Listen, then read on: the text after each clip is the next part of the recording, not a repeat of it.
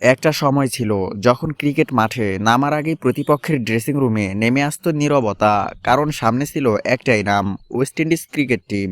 ওরা শুধু ক্রিকেট খেলতো না, ওরা খেলতো ভয়। আজ অনেকেই বলে ওয়েস্ট ইন্ডিজ শেষ, ওদের যুগ শেষ, কিন্তু ইতিহাস জানে মনস্টার কখনো শেষ হয় না। মনস্টার শুধু ঘুমায়, আর আজ সে ঘুম ভেঙেছে।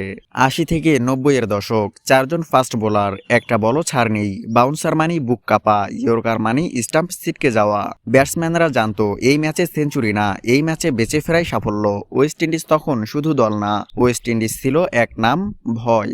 তারপর সময় বদলালো, বোর্ডের দুর্নীতি, খেলোয়াড়দের সঙ্গে অবিচার, দল ভাঙতে শুরু করলো ভিতর থেকে। হারের পর হার, মানহানির পর মানহানি। বিশ্ব বলল গেম ওভার ওয়েস্ট ইন্ডিজ, কিন্তু কেউ খেয়াল করলো না এই দলটা নীরবে নিজেকে নতুন করে গড়ছে। তারপর এলো টি-20 ক্রিকেট, আর সেই সঙ্গে এলো ক্যারিবিয়ান আগুন। ছক্কা মারার জন্য জন্ম নেওয়া মানুষরা একসঙ্গে মাঠে নামলো। Chris Gayle, Kieron Pollard, Andre Russell. Ball আকাশে উড়ছে, দর্শক উন্মাদ, বোলার অসহায়। বিশ্ব বুঝে গেল এরা আলাদা, এরা স্বাভাবিক না। টি-20 বিশ্বকাপ জিতলো, আবার জিতলো, আরও একবার জিতলো, হাসতে হাসতে ট্রফি ঘরে তুললো। আজকের ওয়েস্ট ইন্ডিজ মানে পাওয়ার, অ্যাটিটিউড, নো ভয় ক্রিকেট। শেষ ওভারে ৩০ রান দরকার, ওদের চোখে সেটা চাপ না, ওটা চ্যালেঞ্জ। বিশ্বের যে কোনো লিগে দেখুন, ম্যাচের ভাগ্য বদলানো নামগুলো একটাই জায়গা থেকে আসে, ক্যারিবিয়ান দ্বীপপুঞ্জ।